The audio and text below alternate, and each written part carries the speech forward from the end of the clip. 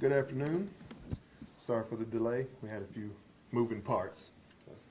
I'm Lieutenant Scott Franklin, PIO for the Lawrence Police Department. Today with me is Lead Investigator J.C. Brewington, Captain Heath Copeland, our Victims Advocate, Amanda Veal, and Detective Ben Gallo. I'm going to start with a brief statement. Also, Amika Thomas from District 55 is here also. She'll have a statement after I read mine.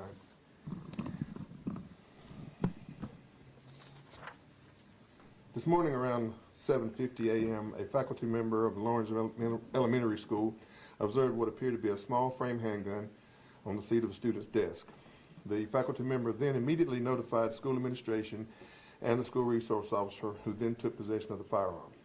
There was never a threat made toward any other students or staff, and due to the quick action by faculty and school resource officer Ted Richardson, this incident was contained to one classroom and no lockdown needed to be declared. The student that brought the gun was then taken from the class, and the investigation began from there on where, how, when, and why the student came to be in possession of the gun. That part of the investigation is still ongoing. However, it was quickly learned that the student found the gun at his grandfather's residence, and that individual, identified as Kaleem Abdul Alawajid of Lawrence, has now been arrested and charged with unlawful conduct toward a child. Mr. Alawajid will have a bond hearing tomorrow morning at 8 a.m. The Lawrence Police Department commends the staff of Lawrence Elementary for their quick action in this matter, and it is because of the excellent working relationship that the Lawrence Police Department and the District 55 have that this very serious situation was handled quickly and in a professional manner with no injuries or further incident. The Lawrence Police Department understands and appreciates that parents, rightfully, have a great concern in situations such as this, and we at the Lawrence Police Department want you to please be assured that we strive to maintain the highest level of professionalism, and to that end, our officers are well trained to handle situations such as today's incident. We acknowledge that our children are of the utmost importance to us, and their safety is paramount in any situation such as this one. We encourage parents to take proper precautions by securing any firearms in the home, and to have conversations with your children about proper safety and the use of firearms, and to maintain an open dialogue with the child about safety and any concerns that they may have. And remember, prevention begins at home. I'll now give the podium to Amika Thomas, the Superintendent of District 55.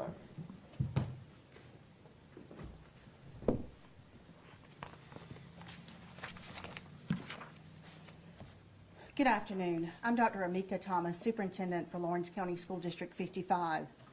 District officials were alerted to a situation involving the discovery of a loaded handgun in one of the district's elementary schools this morning. A staff member at Lawrence Elementary School discovered a loaded handgun in a classroom. The employee acted according to protocol in swiftly alerting school officials. The school resource officer responded immediately, and additional law enforcement presence was at the school within a matter of minutes. We recognize the seriousness of this incident, and we're thankful that no physical injuries occurred.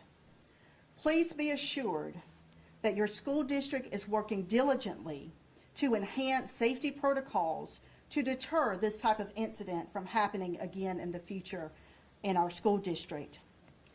We're following the district's discipline code. The student was removed from the school, and there will be a discipline hearing process.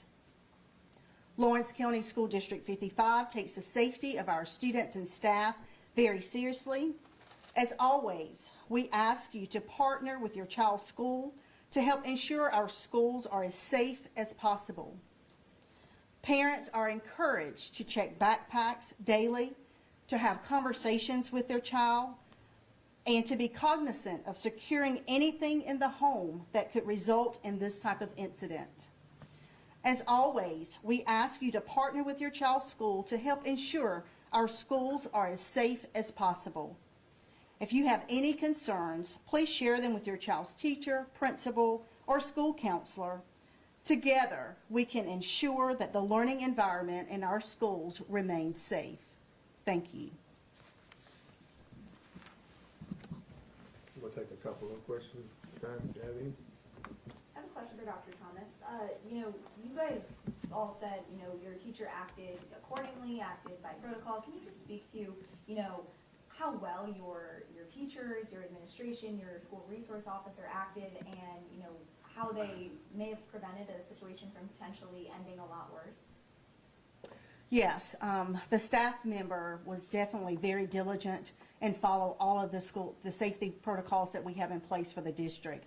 So they acted appropriately, contacted the school administrators immediately, and so the process was followed completely by that staff member, which alleviated anything that could have happened that could have caused additional harm. So we're very thankful for the decisions that were made, for following the protocols that are in place, and for everyone at the school acting appropriately to make sure that we kept the safety at the forefront for our students and staff. Couple things. Can you identify the age range or grade range of the student? And what, not always, parents aren't always charged, or guardians aren't always charged in these situations. What makes this case different, and did the case in Michigan have anything to do with that? As far as the age of the student, I'll leave that to Dr. Thomas, but as far as the charges, we decided on Detective Bruin, I think worked really closely with the solicitor's office, and he can speak to how they came to that conclusion on that particular charge. JC? Yeah, we presented the case to Mr. Stumbo, and there's some ideas about, and we decided it was the grandpa. He actually had the responsibility to secure that weapon, and his negligence is how the child ended up at the school with the weapon. As far as the case in Michigan, no, it didn't have anything to do with it. Was there any threat with the gun, or was it No. just simply show and tell sort of thing? Yeah, that's the word I would use. It was. I'll go ahead and tell you, he wanted to shoot zombies. It had nothing to do with threat or anything like that. He wanted to shoot zombies at school, which shows the mentality of the child. Okay. Going off that question for Lieutenant Franklin, if you guys wouldn't mind maybe swapping spots so Sure. you're at the mic. Kind of going off of that, we unfortunately in the upstate have seen a number of cases with, mostly older students bringing guns to school in the car, in the backpack.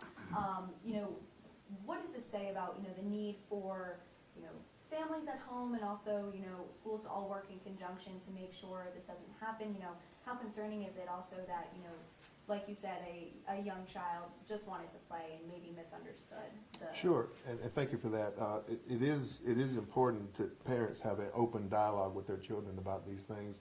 And even at 6 years old, you wouldn't think that was too young, but still, you never know, right? And because what do we see on TV? It's everything's a cop show, everything's this, and then Detective Brewington mentioned about the shooting zombies. That's the big thing. So yeah, have those discussions, and these aren't toys.